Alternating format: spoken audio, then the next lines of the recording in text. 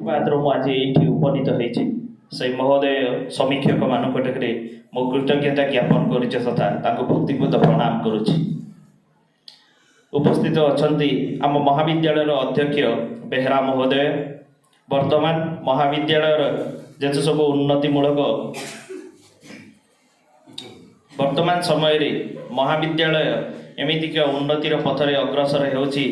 बेहरा सानकर तांकर तत्वावधान रे सहयोग करुछंती।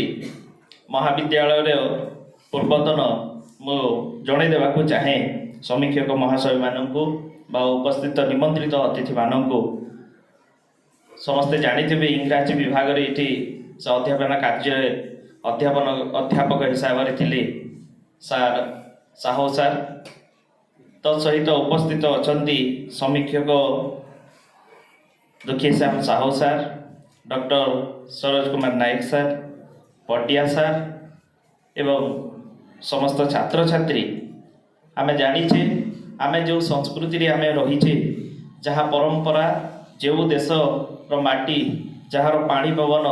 जगन्नाथ संस्कृति सहित जड़ित ओडियामीर परिचय जगन्नाथ संस्कृति उत्कलर इतिहास होउची जगन्नाथंकर इतिहास देश होउची जगन्नाथंकर देश गोटे मात्र देवता चारि धाम मध्य जेतिकी भी धाम अच्छी समस्ते निर्दिष्ट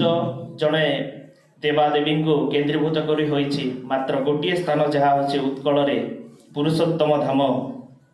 भारते चोत्कले देशे भूस्वर्गीय पुरुषोत्तमे दारुरूपे जगन्नाथ भक्त नाम भयप्रद। यही उत्कल पुण्यभूमि मध्य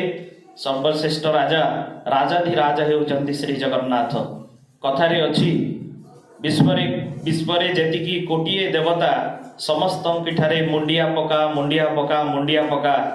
गोटे ठाकुर कहे आरे भगत मते कुंढई पका कुंढई पका कुंढई पका सी होउचंती जगन्नाथ। सेथिपाई नवदिनात्मक रथ यात्रा सहित से जड़ित भक्त को दर्शन देवा निमित्त बाहर को आसंती दर्शन दियंती सेई राजाधिराज पुरुषोत्तम नीलाचलवासी श्री जगन्नाथंकर पादपद्म रे मो भक्तिपूत प्रणाम करी वर्तमान अध्यक्ष महोदय को आज सभा सभापतित्व करने अनुरोध करुच्ची। धन्यवाद।